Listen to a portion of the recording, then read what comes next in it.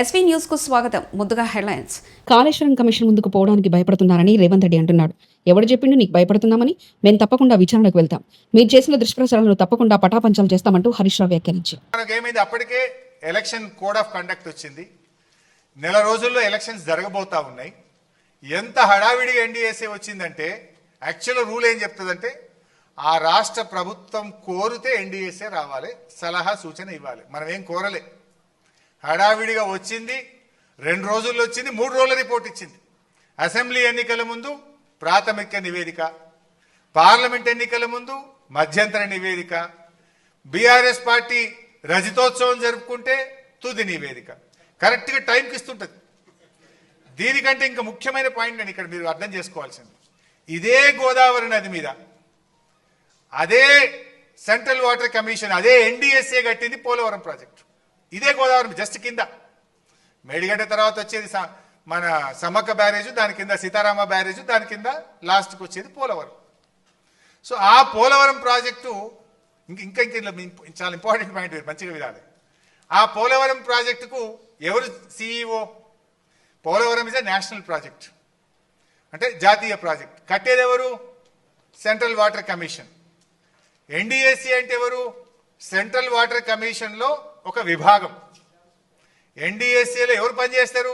CWC chief ఇంజనీర్లే, CWC ఇంజనీర్లే ఎన్డీఎస్సీలో పనిచేస్తారు. NDSC and CWC both are one and the same. వీళ్ళే అందులో పనిచేస్తారు, వాళ్ళే ఇంట్లో పనిచేస్తారు.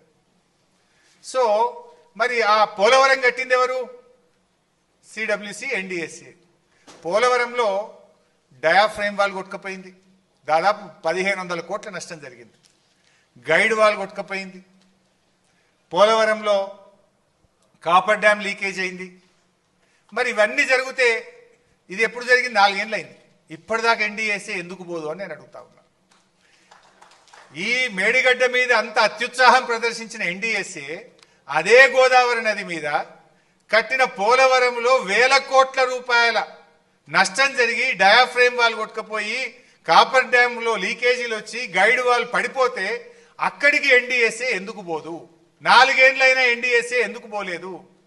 ఎన్డీఎస్ఏ అనేది ఇది బీజేపీకి ఒక జేబు సంస్థ లాగా, అది కూడా మరో ఈడీ సిబిఐ లాగా తయారైపోయింది.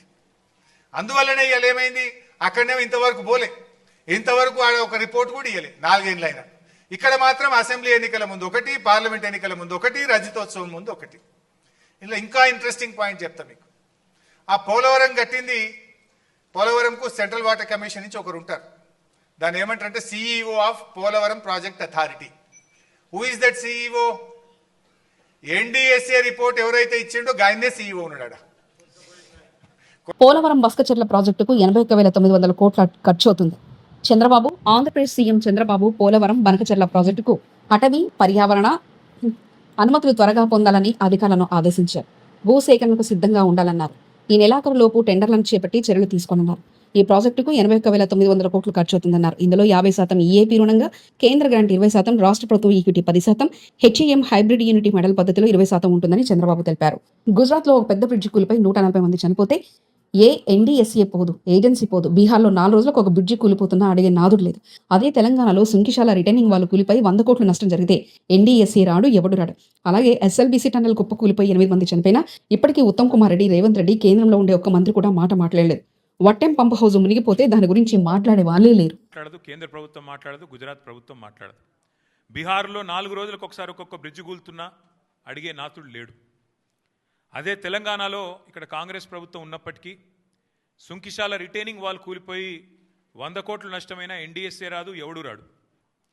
అట్లాగే ఎస్ఎల్బీసీ టన్నల్ వీళ్ళ అవినీతి కమిషన్ల కక్కుర్తితో అది నిజంగా మళ్ళా తిరిగి రివైవ్ చేసే పరిస్థితి ఉందా లేదా అని కూడా సోయి లేకుండా, కనీసం ఆలోచన లేకుండా, ఇంగిత జ్ఞానం లేకుండా పూర్తి స్థాయిలో కుప్పగూలిపోయి 8 మంది చచ్చిపోయి దగ్గర 100 రోజులు దాటిపోయినా ఇప్పటి వరకు ఉత్తమ్ కుమార్ రెడ్డి మాట్లాడాడు, రేవంత్ రెడ్డి మాట్లాడాడు, కేంద్ర ప్రభుత్వంలో ఉన్న ఒక్క మంత్రి మాట్లాడాడు.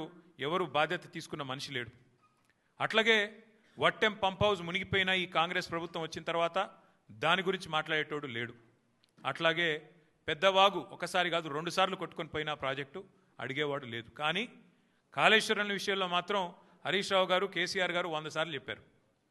కాళేశ్వరంలో 100 కంపోనెంట్లు ఉంటే ఒక్క కంపోనెంటు ఒక బ్యారేజ్, అందులో 3 బ్యారేజీలు, 19 రిజర్వాయర్లు, 21 పంప్ హౌజులు, 100 కిలోమీటర్ల సొరంగ మార్గాలు, 1000 కిలోమీటర్ల ప్రవాహ కాలువలు ఉన్నాయి. 100 కంపోనెంట్లు ఉన్నాయి.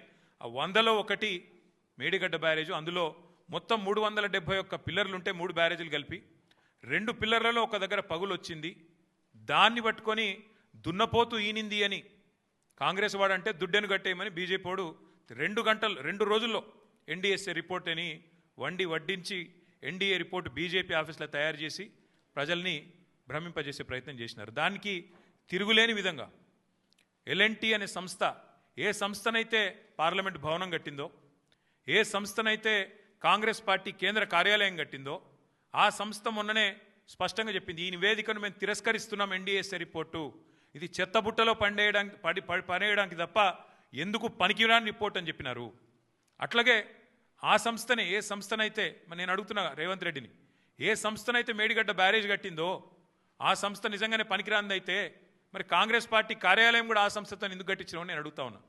కాంగ్రెస్ పార్టీ కార్యాలయం కూడా తెలంగాణకి వెళ్ళిపోయిన మూటలతోనే కట్టిరు, మీరు అందరికి తెలుసు అది. అందుకే మేము అనేది భూభారతి చట్టంలోని అప్పీలు ద్వారా భూ సమస్యలకు పరిష్కారమన్న ఎమ్మెల్యే నాగరాజు. వరంగల్ భూభారతి నూతన రెవెన్యూ చట్టం అమల్లో భాగంగా నేటి నుంచి రాష్ట్ర వ్యాప్తంగా భూభారతి సదస్సు కార్యక్రమంలో భాగంగా నేడు పర్వతగిరి మండల పరిధిలోని అన్నారం గ్రామంలో జరిగిన రెవెన్యూ సదస్సులో జిల్లా కలెక్టర్ సత్యసారథ దేవితో కలిసి పాల్గొన్న వర్ధనపేట నియోజకవర్గ ఎమ్మెల్యే విశ్రాంత ఐపీఎస్ అధికారి కెఆర్ నాగరాజు. వచ్చి మనల్ని అందరినీ ఇబ్బంది పెట్టింది మీ అందరికీ తెలుసు. ధరణితో చాలా మంది ఇబ్బందులు పడుతున్నారు.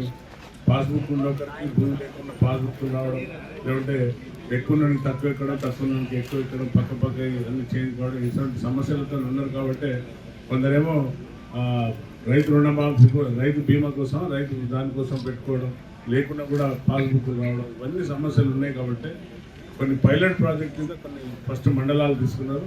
ఆ మండలాల నుండి ఇప్పుడు సోదరులు ఇప్పుడు వచ్చి కంప్లైంట్ ఇచ్చినట్టుగా అక్కడ ఉన్న ల్యాండ్ ఎక్కకపోవడం, ఆయన పేరు మీద ఆ పక్క రైతు ఒప్పుకోకపోవడం, ఇటువంటి అన్ని సమస్యలు ఉన్నప్పుడు తప్పనిసరిగా మొత్తం యంత్రాంగం వచ్చి కూర్చొని దాన్ని రీసర్వే చేసి ఆయన తీసుకోకపోవడం క్వశ్చన్ ఉండదు.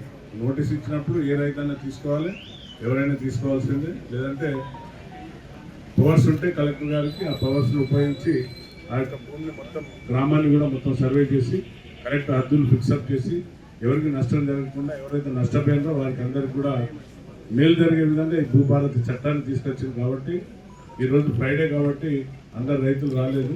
సో మళ్ళీ ఒక రోజు 18 ఏదైతే మీరు ఇబ్బంది పడుతున్నారో ఆ ఇబ్బందులను తొలగించే దిశగా ముందుకెళ్తుంది ప్రభుత్వం.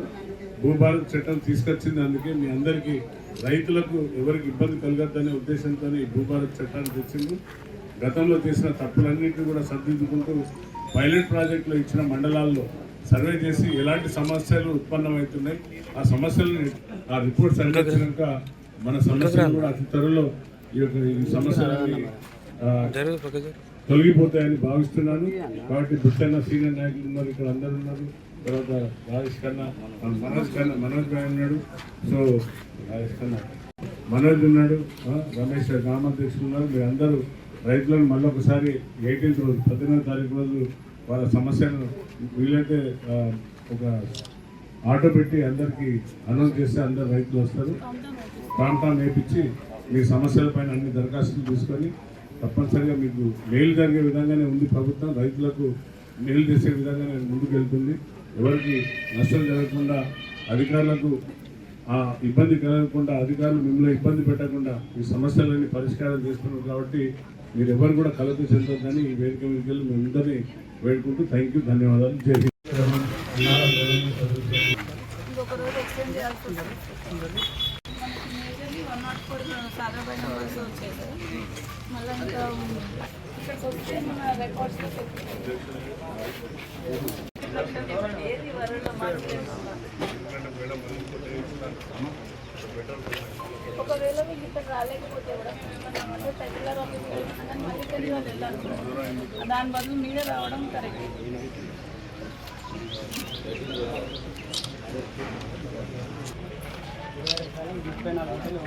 ఉంది 27 ఎకరాలు 36 గుంటలు ఆల్రెడీ చేశాను. ఉన్నదానికంటే ఎక్కువ 20 గుంటలు నాకు ఆల్రెడీ అర్హులైన ప్రతి ఒక్కరికి దశల వారీగా ఇందిరమ్మ ఇల్లు కేటాయిస్తాం. పర్వతగిరి మండల కేంద్రంలోని గాయత్రి ఫంక్షన్ హాల్ నందు పర్వతగిరి మండల పరిధిలోని ఇందిరమ్మ ఇళ్ల లబ్ధిదారులకు మంజూరు పత్రాల పంపిణీ కార్యక్రమానికి గౌరవ వర్ధనపేట నియోజకవర్గ ఎమ్మెల్యే విశ్రాంత ఐపీఎస్ అధికారి శ్రీ కెఆర్ నాగరాజు, ఎంపీ శ్రీమతి కడియం కావ్య, జిల్లా కలెక్టర్ శ్రీమతి సత్యశారదాదేవి ముఖ్య అతిథులుగా హాజరయ్యారు. ఈ సందర్భంగా కలెక్టర్తో కలిసి 249 మంది ఇందిరమ్మ ఇళ్ల లబ్ధిదారులకు సుమారు 12,45,00,000 రూపాయల విలువ గల మంజూరు పత్రాలను అందజేశారు. తెలంగాణను బాగు చేస్తాం, తెలంగాణ కింద దోస్తున్న సంఖ్యలు మా కడుపు నిందలే, మా పామలు లేవు, మాకు ఏం లేవు అని ఇప్పుడు మళ్ళీ మన చుట్టూ తిరుగుతుంది. కాబట్టి అందరూ కూడా పెద్ద మనసుతో ఆలోచించి ఈ కాంగ్రెస్ ప్రభుత్వాన్ని మీరు కడుపులో పెట్టుకుని పెంచండి, జీవిస్తే తప్పనిసరిగా మళ్ళీ కూడా మన ముఖ్యమంత్రి గారు అన్ని విధాలు మన అందుబాటులో ఉంటుందని ఈ చక్కటి సమయం వచ్చింది.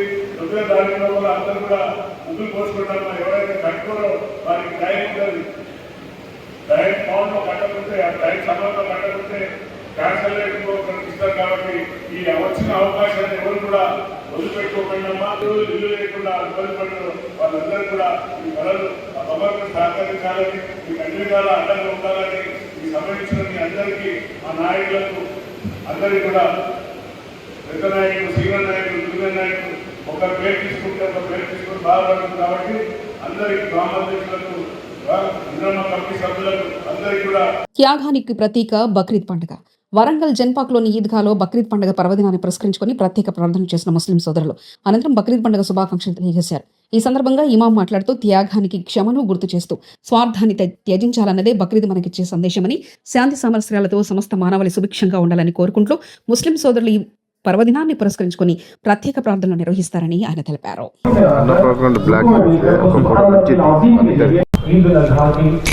अदा करता हूँ 6 जायद तकबीरों का वास्ते अल्लाह ताला के, वो मेरा काबे शरीफ के, काबे इस इमाम के। इस तरह करके नियत बांध ले, इमाम तकबीर बुलंद करेगा। वो तकबीर तकरीमा होगी।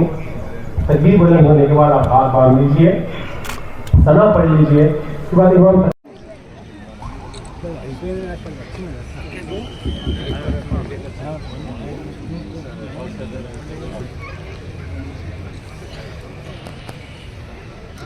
పెద్దమగడ్డ ఈద్గా మైదానంలో ప్రార్థనలో పాల్గొన్న ఎమ్మెల్యే నాయని, చైర్మన్ సిరిసిల్ల రాజయ్య. బక్రీద్ అనేది త్యాగానికి, విశ్వాసానికి, అల్లాహ్ విధేయతను ప్రతీక అని వరంగల్ పశ్చిమ ఎమ్మెల్యే నాయని రాజేంద్ర రెడ్డి అన్నారు. శనివారం రోజున బక్రీద్ పండుగను పురస్కరించుకుని హనుమకొండలోని పెద్దమగడ్డలో ఈద్గాలో ప్రత్యేక ప్రార్థనలు ఫైనాన్స్ కార్పొరేషన్ చైర్మన్ సిరిసిల్ల రాజయ్యతో కలిసి పాల్గొన్నారు. ముస్లిం సోదరులతో కలిసి ప్రార్థనలు చేశారు.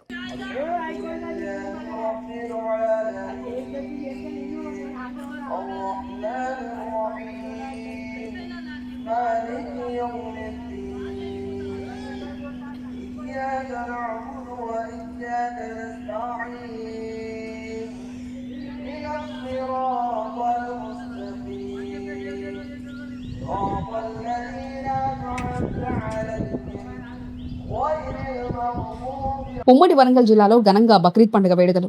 ఉమ్మడి వరంగల్ జిల్లాలో బక్రీద్ పర్వదినాన్ని ముస్లింలు అత్యంత భక్తి శ్రద్ధలతో ఘనంగా జరుపుకున్నారు. ఈ సందర్భంగా జిల్లా వ్యాప్తంగా ఉన్న ఈద్గా మసీదులలో ప్రత్యేక నమాజులు నిర్వహించబడ్డాయి. మత పండితులు, మాల్వీలు ప్రత్యేక ప్రార్థనలు నిర్వహించి పండుగ విశిష్టతను వివరించారు. అనంతరం ప్రపంచ శాంతి కోసం ప్రార్థనలు చేశారు. ఉమ్మడి జిల్లా వ్యాప్తంగా తమ్మడపల్లి, వెంకటాపురం, కఠాంపూరు, పసరగొండ, రవినగర్, కొండూరు, కాట్రపల్లి, నాంచారి, మండూరు, చిట్యాల, నిర్మల, నల్లమెల్లి, బుద్దారం, మైలారం తదితర గ్రామాల్లో అహ్మదీయ ముస్లిం కమిటీ ఆధ్వర్యంలో పెద్ద ఎత్తున ఈద్గా మసీద్ వద్ద సమావేశమై ప్రత్యేక ఈద్ నమాజులు చేశారు.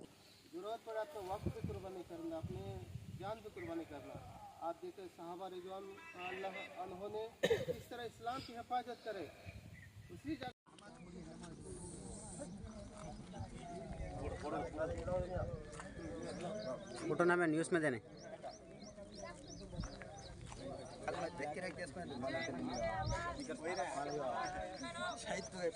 1650 एक दुम्बा जो भेड़ जिसको कहते हैं उसको कुर्बानी दिया था। तो हमारे प्यारे हुजूर ने फरमाता है कि एक बकरी, गाय या ऊँट काटना ही काफ़ी नहीं है हमारे लिए, बल्कि असल जो चीज़ है वो तकवा है, खुदा का डर है कि इब्राहिम अलैहिस्सलाम का जो बेटा छोटा सा बच्चा. ఇవి బులెటిన్ విశేషాలు చూస్తూనే ఉండండి ఎస్వీ న్యూస్.